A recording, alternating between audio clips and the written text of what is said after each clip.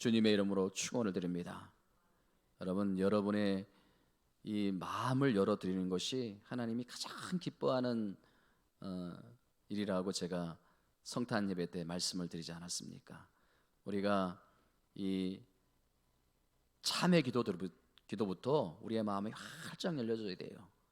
제가 보니까 참회 기도 때 보니까 마음이 닫혀 있는 분들이 있어요. 그 참회 기도가 굉장히 중요합니다. 여러분, 참회 기도부터 마음이 확 열려지기를 주님의 이름으로 축원을 드립니다. 한번 따라합니다. 하나님께서 여기까지 도우셨다. 그게 뭐예요? 에베네셀.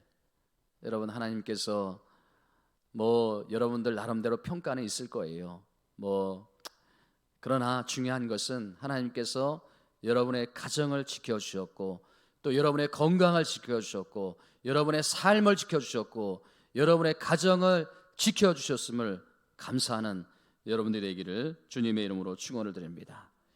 여러분, 이제 오늘 2020년 마지막 주일 예배인데, 우리가 연초에는 어떤 설레임과 기대감을 가지고 항상 시작하지만 이 마지막에는 항상 후회와 아쉬움이 남는 게, 이게 우리 인간의 연약한 모습이라는 거예요.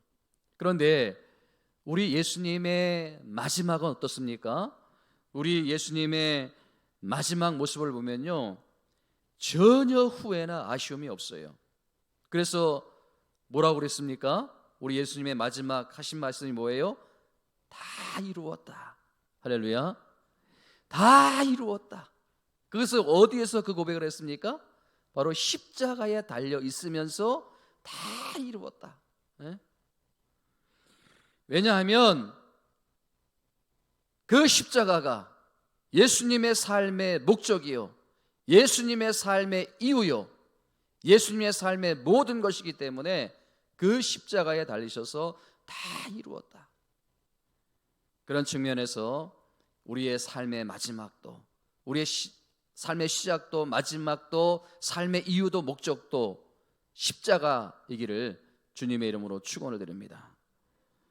여러분, 그 아킬레스건이라는 단어 들어보셨지요? 그 아킬레스건이 뭐예요?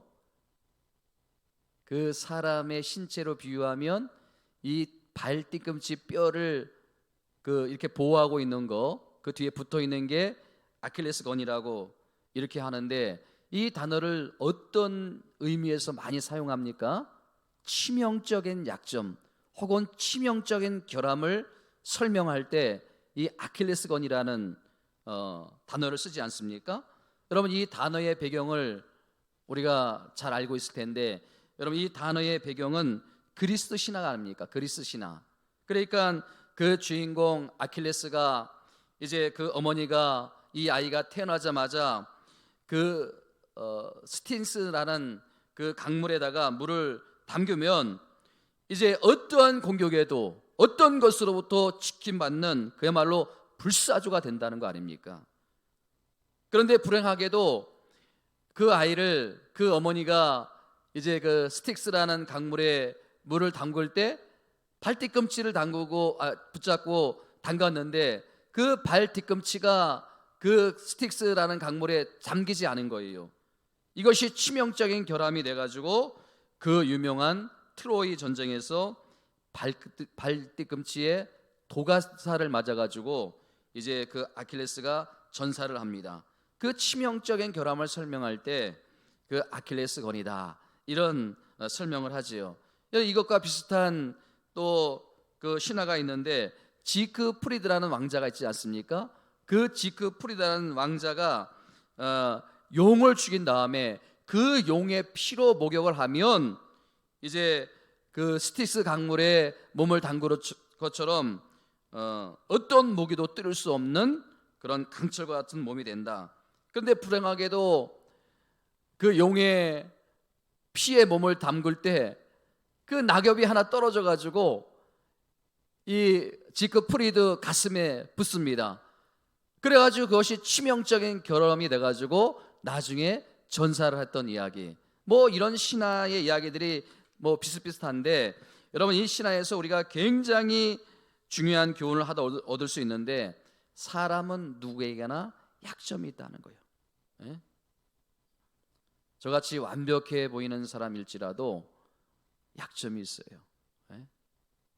아무리 강한 존재라도 반드시 약점을 지니고 있다는 거예요.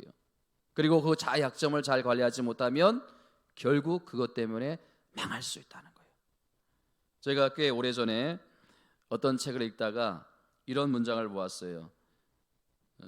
이 문장이 얼마나 임팩트가 강한지 지금까지 제 머릿속에서 지워지지가 않는데 한번 따라합니다.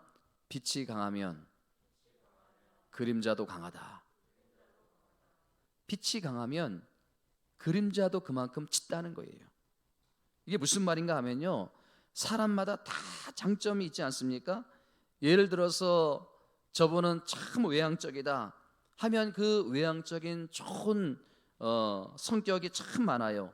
뭐 대인관계가 좋고요, 또 활달하고 쾌활하고 또 융통성이 있고 이런 외향적인 성격이 갖는 강점이 있는데, 빛이 있는데, 그런데 그 외향적인 성격 때문에 가지는 그림자가 있다는 거예요.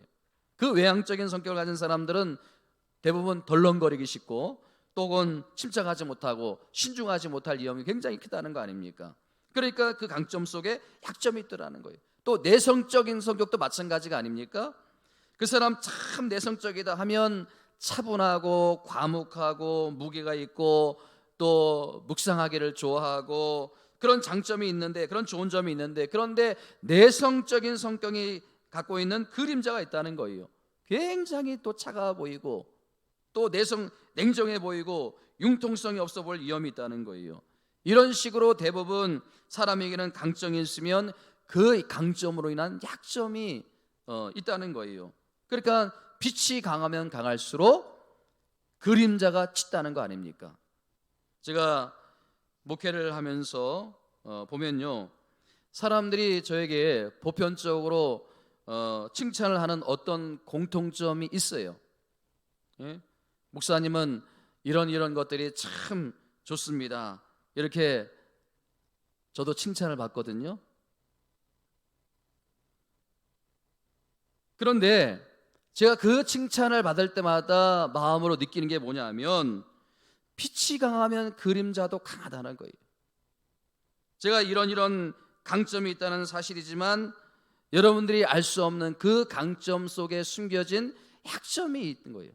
그림자가 있다는 거 아닙니까? 그런 측면에서 빛이 강하면 그림자도 짙다는 것을 마음에 담고 오늘 본문의 말씀을 좀 제가 풀어보려고 하는데, 여러분 지난주에 말씀을 드렸던 것처럼 그 마태복음 19장 27절 말씀을 전제로 해서 예수님께서 지금 말씀을 풀어가고 계시는 것이 아닙니까? 여러분 마태복음 19장 27절에 보면 베드로가 예수님께 이런 질문을 합니다. 다시 한번 읽어봅니다. 시작. 이에 베드로가 대답하여 이르되 보소서 우리가 모든 것을 버리고 주를 따라 싸운데 그런즉 우리가 무엇을 얻으리요? 우리는 베드로의 이 질문 속에서 베드로의 강점을 보게 됩니다. 어떤 강점을 보게 됩니까? 여러분 이 베드로의 이 말씀이 있기 전에 그 앞에 무슨 이야기가 있었습니까? 부자 청년의 이야기가 있지 않았습니까? 그러니까 그 부자 청년과는 다르게 베드로는 진리 되신 예수님을 발견하자마자 자신이 지금까지 추구했던 모든 것을 버리고, 그렇죠? 내가 모든 것을 버리고 주를 따르겠다는 결단을 하지 않습니까? 무슨 말이에요? 내가 이제부터는 예수님께 올인하겠습니다. 여러분 이게 건강한 신앙인의 모습이 아닙니까? 우리가 진리 되신 예수님을 만났어요. 길이요 진리요 생명이신 예수님을 만났어요. 그러면 그 예수님께 올인해야 되는데 자꾸 우리는 딴 데로 눈이 돌아가고 딴 생각을 마음에 품고 자꾸 돈을 추구하고 세상 것을 추구하고. 여러분 이 베드로가 극히 정상, 그래서 예수님께서 베드로를 칭찬해 주는 것이 아닙니까? 그게 19장 28절과 29절 말씀이 아닙니까? 여러분 예수님께서 베드로에게 어떤 말씀을 들려주십니까? 다시 한번 읽어봅시다. 시작. 예수께서 이르시되 내가 진실로 너에게 이르노니 세상이 새롭게 되어 인자가 자기 영광의 보좌에 앉을 때 나를 따르는 너희도 12보좌에 앉아 이스라엘 12지파를 심판하리니 또 29절 또 내 이름을 위하여 집이나 형제나 자매나 부모나 자식이나 전토를 벌인 자마다 여러 배를 받고 또 영생을 상속하리라. 이렇게 예수님은 베드로가 가지고 있는 질문에 대해서 긍정적으로 답을 주십니다. 근데 여러분, 이렇게 하고 예수님의 말씀이 29절에서 끝나는 것이 아니라는 거예요. 그 다음에 여러분 보세요. 우리가 정말 주목해야 될 거, 우리가 정말 이 시간 깨달아야 될 말씀이 19장 30절에 나온다는 거예요. 30절에. 자, 30절에 뭐라고 나오는지 한번 같이 읽어봅니다. 시작. 나중되도록서 먼저 될 자가 많으니라. 다시 한번 읽어보세요. 그러나 먼저 된 자로서 나중이 되고 나중된 자로서 먼저 될 자가 많으니라. 여러분, 여기서 말씀하시는 주님의 말씀, 그러나, 이게 그러나가 무엇을 의미하는 겁니까? 그러나가 무엇을 의미해요? 그러니까 앞에 한 베드로의 한 모든 말씀을 다 인정하신다는 거예요. 베드로에게 강점이 있고 베드로가 가지고 있는 좋은 점 다 인정해 주는 거 아닙니까? 베드로가 모든 것을 버리고 나를 따른다니 참 네 좋은 믿음이다. 내가 너를 인정해 준다. 그러나 베드로에게도 그림자가 있다는 거예요. 빛이 강하면 강할수록 그림자가 있다는 거 아닙니까? 베드로에게도 이 아킬레스건, 약점이 있다는 거 아닙니까? 그 약점이 뭐라는 거예요? 30절에 뭐라고 했습니까? 그러나 먼저 된 자로서 나중이 되고 나중된 자로서 먼저 될까, 그것을 경계하라는 그런 말씀이 아닙니까? 무슨 뜻이에요? 그러니까 여러분, 이 베드로의 내면에는요, 교만이 지금 싹트고 있다는 거예요. 영적 자만이 지금 싹트고 있다는 거예요. 자, 여러분 보세요. 베드로가 지금 어떤 마음을 품고 있습니까? 나는 그 어리석은 부자 청년과는 완전히 다른 존재입니다. 그 부자 청년은 재물 때문에 예수님을 떠나갔지만 나는 모든 것을 버리고 나는 지금 예수님을 따르기로 결심했습니다. 그러니까 여러분, 이런 영적인 자만, 영적인 교만이 베드로의 내면에 자리 잡고 있음을 예수님께서 보고 계신 거예요. 다 꿰뚫어 보고 계신 거예요. 그래서 예수님이 먼저 된 자로서 나중 될 수 있다는 것을 경고하신 거 아닙니까? 여러분, 그 다음에 20장에 넘어가 가지고 예수님께서 무슨 또 비유를 들어서 이야기하십니까? 제가 이거는 6월 달에 설교를 했었는데 품꾼 이야기에 대한 말씀을 하고 계시지 않습니까? 여러분, 왜 갑자기 예수님께서 19장 30절에서 이 말씀을 하신 다음에 품꾼에 대한 말씀을 하실까요? 자, 여러분, 이 19장 30절과 똑같은 유사한 말씀이 20장 16절에 가면 나옵니다. 여러분, 20장 16절 말씀 한번 같이 한번 읽어보겠습니다. 시작.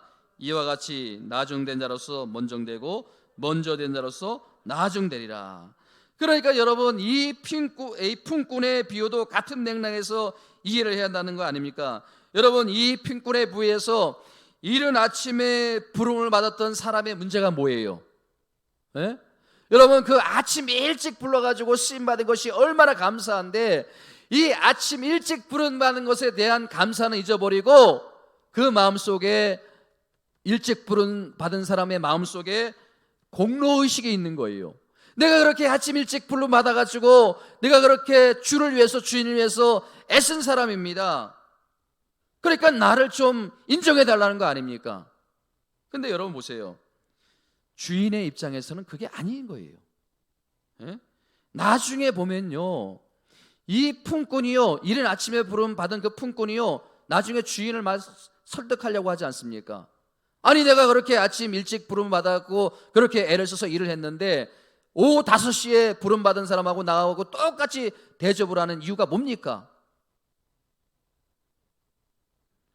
여러분, 아침 일찍 우리가 부름을 받았든지 간에, 우리가 언제 부름을 받았든 간에 쓰임 받는 것 자체가 귀한 것이 아니에요. 그런데 그냥 그것을 잊어버리고 공로의식을 가지고, 영적인 자만을 가지고, 영적인 교만을 가지고, 예? 주인한테 대드는, 이게 여러분 믿음이 좋은 사람이 가질 수 있는 어떻게 보면 아킬레스건, 그림자가 아닙니까? 예? 내가 오랫동안 신앙생활 했으니까 하나님께서 나를 보실 때 기뻐하실 거야. 오랫동안 신앙생활하면 뭐합니까? 그림자가 강한데, 아킬레스건이 있는데. 저는요, 이 문제를 어제 가지고 묵상하면서 심각하게 생각했어요. 여러분, 왜냐하면요, 목사인 저 자신도요, 여기에 보면 품꾼의 비유에 보면 아침 일찍 부름받은 사람이 아닙니까? 어릴 때 그렇게 주의 종이 되겠다고 헌신을 하고, 저는 여태껏 딴 길로 간 적이 없어요. 오직 이 한 길로만 달려왔습니다. 온몸을 불살라가지고 지금까지 목회자로 헌신을 하고 교회를 섬기고 이 8교회를 섬기고 있어요. 그런데 이렇게 제가 빛이 강할수록 뭐예요?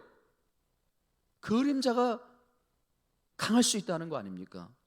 나도 모르게 이 공로의식이 스며들 수도 있고요, 나도 모르게 영적인 자만이 들 수 있고요. 제가 이 영적인 자만의 문제, 영적인 교만의 문제를 해결하지 않으면 제 스스로가 저도 망하는 길로 가는 거예요. 여러분, 이 본문을 말씀을 가지고 제가 참 많은 시간을 묵상하고, 여러분, 이 성경을 강해 설교한다는 게 쉽지가 않아요. 이 어떤 본문이 이게 나오면요, 꽉 막힐 때가 있어요. 사실 오늘 본문의 말씀이 이게 마지막 이 지금 연말에 무슨 의미가 있고 또 이 맥락에서 무슨 의미가 있을까, 이것을 제가 깊이 한 주간 동안 묵상하는 가운데, 이 먼저 된 자가 나중된 자가 먼저 되고 먼저 된 자가 나중되는, 이렇게 이런 일이 일어나지 않기 위해서는 어떻게 해야 되는가? 여러분, 제가 목회를 하면서 이 말씀대로 되는 것을 제가 정말 많이 보았어요. 예? 남편이 먼저 믿었는데요, 남편은 어느 순간 교회를 떠나가고 그 아내가 남편이 돌아오기를 얼마나 간절히 기도하고 있는지 몰라요. 또 어떤 가정은요, 아내가 먼저 믿었어요. 그런데 보니까 또 남편이 돌아오기를 또 간절히 기도하고 있어요. 먼저 된 자가 나중이 되고 나중된 자가 먼저 되고. 여러분, 이렇게 인간이요, 가만히 두면요 저절로 변질이 되는 거 아닙니까? 그러면 여러분, 이 빛이 아무리 강해도 그림자를 없앨 수가 없는 거예요. 그럼 그 그림자를 어떻게 없앨 수가 있을까요?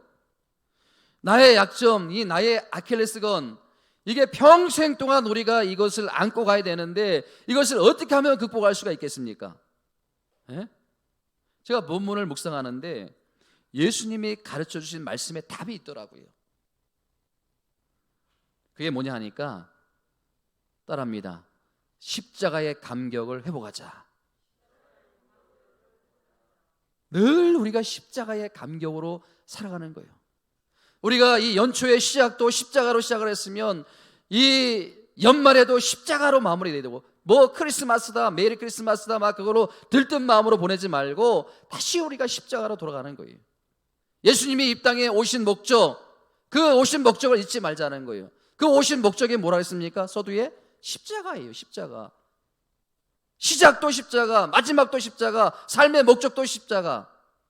그 십자가의 감격을 잃어버린 순간 우리 안에는 영적인 자만, 영적인 교만이 들어서 망할 수 있다는 거 아닙니까?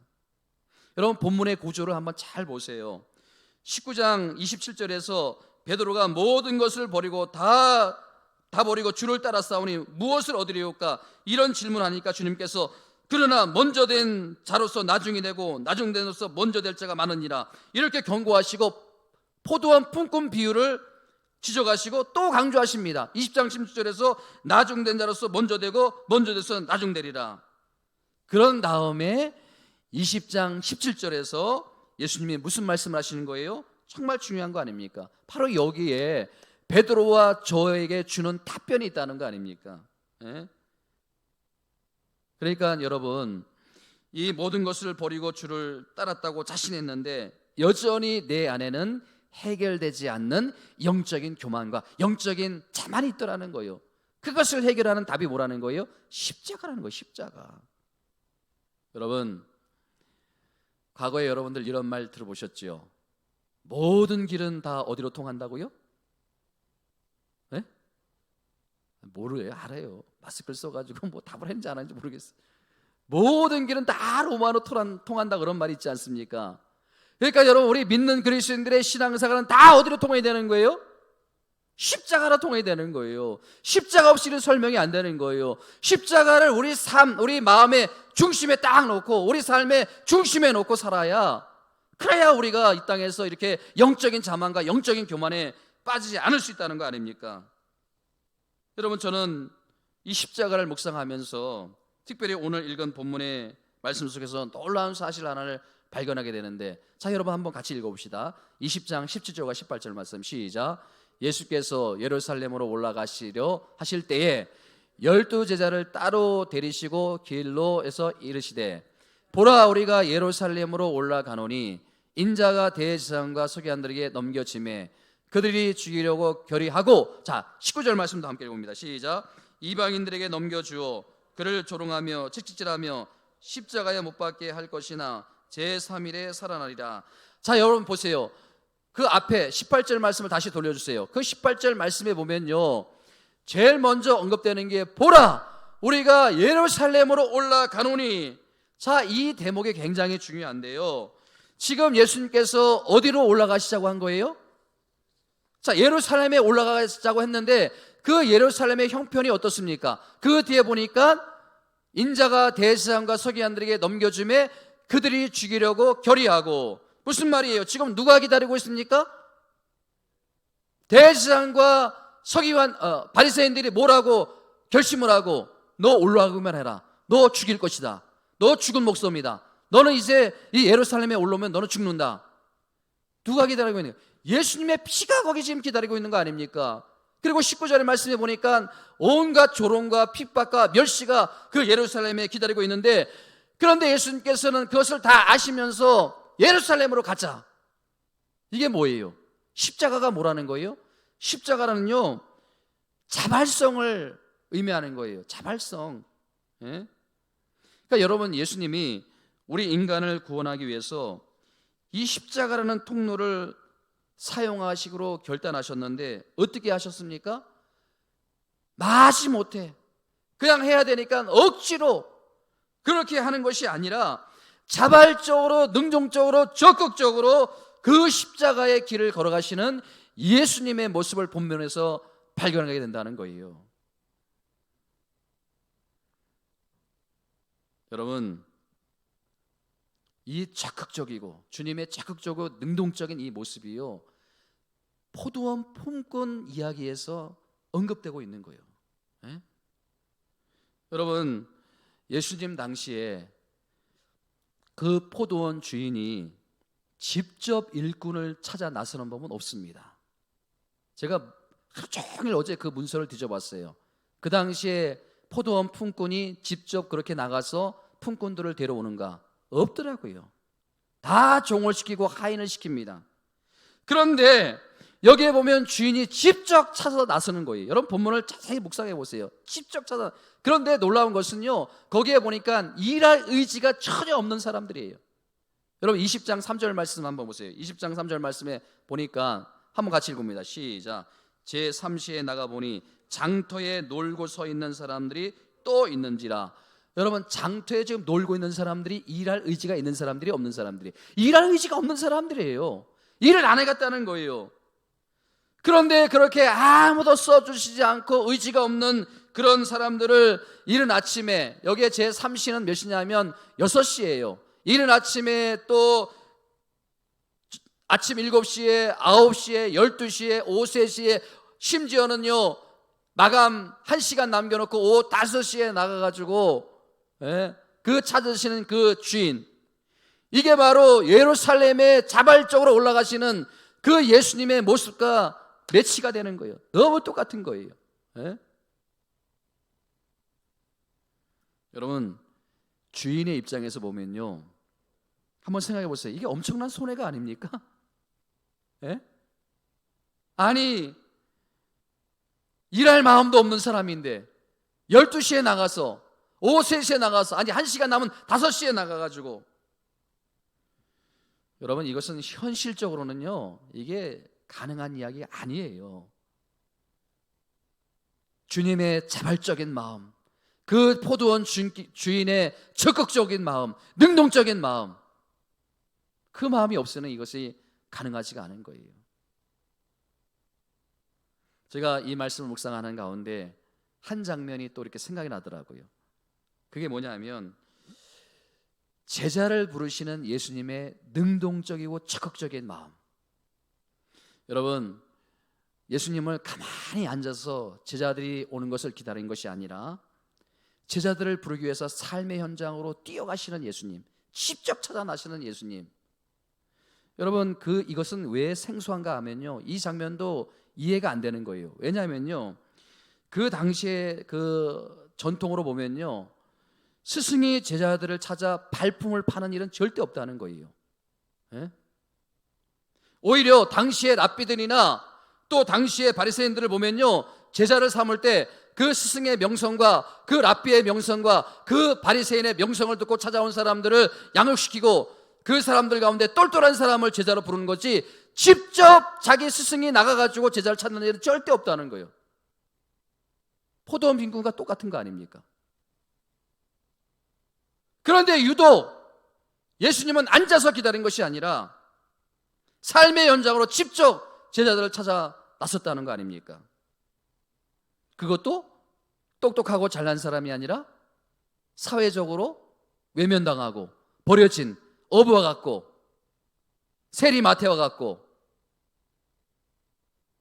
마치 풍꾼의 그 비유에 의하면 장터에 놀고 있는 사람들. 이게 여러분 성경은요 다 연결이 되는 거예요. 이렇게 십자가로 다 연결이 되는 거예요. 네? 제가 어제 이 말씀을 깊이 깨닫고 나서 얼마나 이게 은혜가 되는지, 예? 저와 여러분들이 누리고 있는 은혜가 바로 이거 아닙니까? 여러분들이 이 자리에 나와서 나온 것 같지요. 그러나 성령께서 여러분들의 마음을 찾아가가지고 여러분들의 마음을 끌어당겨서 여러분들이 이 자리에 나와서 앉아있는 줄 믿습니다. 내가 나오고 싶어서 나온 게, 여러분 성경에 그것을 분명히 언급하고 있지 않습니까? 아버지께서 나를 이끌지 아니하시면 아무도 내게 올 수 없느니라. 하나님께서 그 품꾼, 그 주인이 직접 찾아 나가가지고 그 일꾼들을 데리고 오지 않았으면 아무도 그 일꾼 중에 포도원에 들어갈 사람이 없는 거예요. 예수님의 제자 중에 예수님께서 직접 찾아가가지고 간건적으로 부르지 않았으면 아무도 예수님의 제자가 될 수 없었는 것처럼 마찬가지가 아닙니까? 여러분들이 이 자리에 나와 있는 자체가 바로 성령께서 강하게 여러분들을 이 자리로 이끌어 주신 거 아닙니까? 아멘? 이게 복음이에요. 제가 이것을 묵상하는 가운데 또 한 장면이 계속 떠올라지는데, 그게 뭐냐면요, 수가성 여인, 요한복음 4장에 나오지 않습니까? 여러분 다 아시겠지만 이 수가성 여인은 무슨 사연인지 몰라도 가정생활에 실패해가지고 5번이나 결혼했던 불행한 여자예요. 그리고 지금은요 6번째 만난 남자하고 같이 살고 있는데 결혼식도 올리지 못하고 있는 상태예요. 근데 이 여자가 참 독특한 행동을 하는 거예요. 그 마을 한가운데 있는 공동 우물에 물을 기르러 가는데, 언제 물을 기르러 갑니까? 몇 시에 갑니까? 낮 12시에 가는 거예요. 낮 12시에 물을 기르러 가는 거예요. 이게 여러분 이게 무엇을 의미하는가 하면요, 여러분 그 당시에 이 마을의 의무는요 뭐 여러 가지 기능도 수행하지만, 물을 떠오는 기능도 수행하지만 커뮤니티에 어떤 대화, 어떤 사람의 만남의 그 의미가 가장 깊어요. 그러니까 물을 기르러 가가지고 뭐를 하는가 하면 뭐 앞집 여자 아줌마도 만나고 뒷집 아줌마도 만나고 또 여러 사람 아줌마들을 만나가지고 이 얘기하는 장소가 우물가예요. 우리나라 옛날에 똑같은 거 아닙니까? 커뮤니티의 기능을 갖고 있는 거예요. 그런데 여러분 오늘날로 말하면 뭐 커피숍 그렇게 비유할 수 있는데, 그런데 여러분 보세요. 늘 사람이 왕래하는 많은 우물인데 언제 사람이 없습니까? 그 중동 지역은요 낮 12시면요 햇볕이 얼마나 강렬한지 나갈 수가 없어요. 선글라스를 써도 그 햇빛을 피할 길이 없어요. 그렇기 때문에 낮 12시에는 아예 사람이 없는 거예요. 그런데 이 여자는 그 인정이 드문 낮 12시에 물을 기르러 온다는 사실, 혼자 아무도 모르게. 이게 무엇을 의미하는가 하면요, 오늘날로 쉽게 설명하면 왕따예요. 왕따. 고립이에요. 고립. 예? 도덕적으로 결함이 있고 사회적으로 낙인이 찍히고 사람들이 수군거리고, 그러니까 많은 사람들이 모이는 곳엔 갈 수 없는 이 여자만의 고독, 이 여자만의 상처. 근데 여러분 보세요. 예수님이 이 여인을 찾아 나서는데 이게 얼마나 적극적이고 얼마나 능동적이고 얼마나 이게 감동이 되는지, 여러분, 예수님이 이 여인을 찾아 나설 만한 이유가 있어요, 없어요? 없어요. 성경을 아무리 뒤져봐도요, 이 수가성 여인을 찾아갈 이유가 아무 근거도 없어요. 이유가 없어요. 예? 근데 놀라운 사실은요, 요한복음 4장 3절과 4절 말씀을 보니까 한번 같이 한번 읽어봅니다. 시작. 유대를 떠나서 다시 갈릴리로 가실새 사마리아를 통과하여 가겠노라. 여러분 보세요. 예수님이 지금 남유다에서 사역을 하고 있고 남유다에 있었어요. 이 여인은 수가성 여인이에요. 그러니까 저 북쪽에 있는 거예요. 그러니까 그곳을 가기 위해서는 사마리아를 거쳐서 가야 되는 거예요. 그리고 그 남유다에서 북쪽으로 가기까지는 굉장히 많은 길을 걸어가야 되는 거예요. 그런데 여러분, 이 예수님이 유대인이 아닙니까? 여러분, 유대인들은요 사마리아에 들어가질 않아요. 왜냐하면 사마리아가 굉장히 위험한 곳이기 때문에. 여러분, 사마리아 강도 만난 그 이야기를 알잖아요. 그러니까 그 사마리아는 굉장히 험하기 때문에 그 사마리아로 가지 않아요. 그리고 사마리아는 굉장히 부정한 곳이에요. 그러니까 예수님께서 그 유대인들이 그 북쪽 땅에 가기 위해서는요, 요단강, 그 갈릴리로 가기 위해서는 요단강을 둘러가지고, 그러니까 T자로 돌아가가지고 가야 되는 거예요. 그러니까 여러분 보세요. 예수님이 그 부정한 여인, 한 여인을 만나기 위해서 사마리아로 통과하기로 결심하셨다. 저는 이 장면을 가만히 상상해 보았어요. 그 뜨거운 중동 지방의 강렬한 그 태양빛, 다른 목마름을 가지고 예수님께서 지금 수가성으로 가는 거예요. 누구를 위해서? 그 수가성 여인을 위해서. 그 다음에 또 그렇게 하지 않으셔도 되는데 그 위험한 사마리아를 통과하기로 결심하셨다는 거예요. 누구를 위해서? 그 초라한 여인, 그 고립되어 있는 여인, 그 여인을 찾아가서 격려하고 위로하고 그 여인에게 복음을 전해주시려고. 제가 이 장면을 묵상하는데요, 얼마나 은혜가 되는지.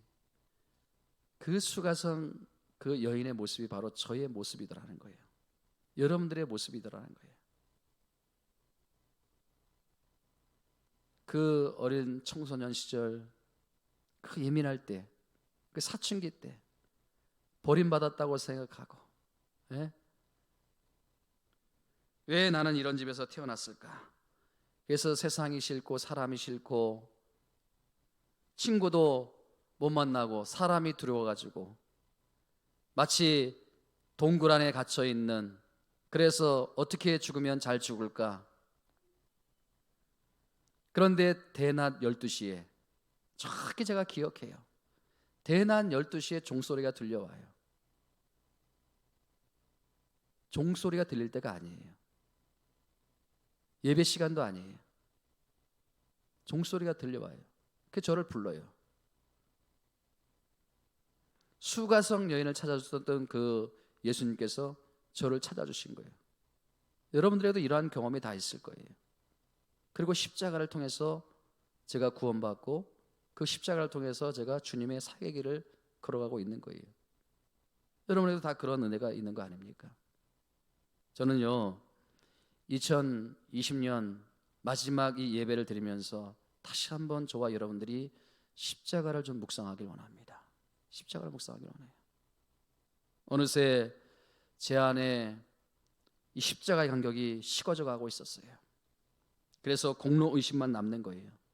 나만큼 열심히 일한 목회자가 어디 있느냐. 이 코로나 시국에도 남들은 다 쉬고자 하는데 나는 쉬지 않은 목사다. 이런 공로 의식, 이런 교만, 이런 영적인 자만이 제 안에 은근히 자리 잡고 있는 것을 제가 발견하거든요. 어제 이 말씀을 묵상하면서 얼마나 제가 회개했는지 몰라요. 여러분, 이 무서운 그림자, 이 아킬레스건을 우리가 어떻게 하면 물리칠 수 있다고요? 십자가의 간격을 회복하는 거예요. 십자가의 은혜 가운데 거하는 거예요. 그래서 저는 사모했어요. 하나님, 그 절망적인 정말 소망이 보이지 않는 그 어린 시절에 십자가만 바라보면서 이 가슴이 뭉클하고 이 가슴이 터질 것 같은 그런 심장을 가지고 제가 눈물로 흘리면서 제가 주님을 위해서 살겠습니다. 다른 거 다 필요 없습니다. 저는 주님 한 분만으로 만족합니다. 그 감격, 고독의 시간을 보낼 때마다 오직 그 십자가 감격을 회복하며 다른 것 바라보지 않고. 그래서 어제 찬송가 가사가 갑자기 생각이 나더라고요. 예수님 날 위해 죽으셨네. 왜 날 사랑하나. 겸손히 십자가 지시었네. 왜 날 사랑하나. 왜 날 사랑하나. 왜 날 사랑하나. 왜 주님 갈보리 가야 했나. 왜 날 사랑하나. 여러분, 우리가 이제 이 2020년 마지막을 우리가 십자가로 마무리하고 또 2021년을 우리가 다시 한번 십자가로 시작하길 원합니다. 아멘. 여러분, 이 마지막 이야기를 하고 제가 말씀을 마치도록 하겠습니다. 미국에 한 불신자 농부가 있었습니다. 이 불신자 농부가 얼마나 교만한지, 이 교만이 그냥 머리끝까지 올라가 있는 사람인데, 그래서 이 기독교 계열의 잡지에 이런 원고를 투고했습니다. 어떤 원고를 투고했나 하니까, 나는 하나님도 모르고 예수님도 모릅니다. 그러나 나는 지난 봄에 경작을 하고 파종을 하여 여름을 무사히 넘기고 가을에 풍성한 수확을 거두었습니다. 그런데 내 수확은 이웃에 사는 기독교인보다도 엄청나게 많습니다. 많이 거둔 나는 불신자이고 적게 거둔 자는 기독교인인데 말입니다. 이런 원고를 냈는데, 이 투고를 받은 잡지사 주필이 읽고는 명답을 그 농부에게, 그 불신자 농부에게, 그 교만한 자만한 농부에게 어떻게 보냈나 보니까, 하나님은 가을에 결산하지 않습니다. 하나님은 겨울에도 결산하지 않습니다. 언제 하나님께서 결산하신다고 우리에게 말씀하고 있습니까? 언제 결산하신다고요? 여러분, 올 한 해 돌아보면서 여러분들이 실망할 이유가 없어요. 여러분, 지난 과거를 돌아보면서 여러분 실망한 이유가 없어요. 하나님이 언제 결산하신다고요? 하나님 앞에 서는 마지막 날, 여러분들이 인생의 이 육체의 이 목숨이 끊어지는 그 마지막 순간, 여러분들이 다 벌거벗은 몸으로 하나님 앞에 서는 그날, 하나님이 그때 결산하신다는 거예요.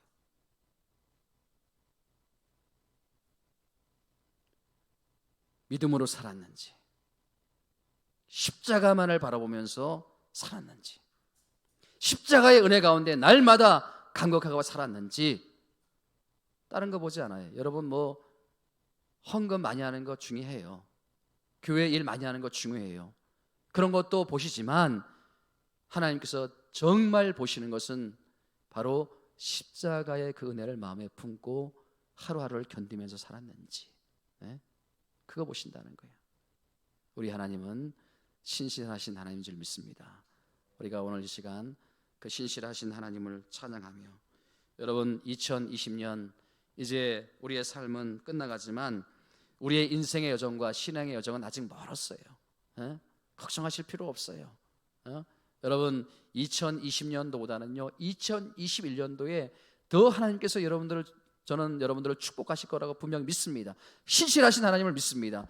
여러분도 그 하나님에 대한 기대감을 가지고 여러분 정말 2021년 새해를 소망하길 원합니다. 그래서 제가 표어를 보라 내가 새해를 행하리라, 그 말씀으로 표어를 삼았습니다. 여러분, 이제 우리 올 2020년 잘 마무리합시다. 그리고 2021년 정말 새롭게 시작합시다. 여러분, 우리 하나님은 속지 않으십니다. 우리 하나님은 만으로 여김을 받지 않으시는 분이십니다. 여러분, 때로는 힘들고 고통스럽지만 우리가 걸어가야 할 길은 십자가의 길. 자, 우리 신실하신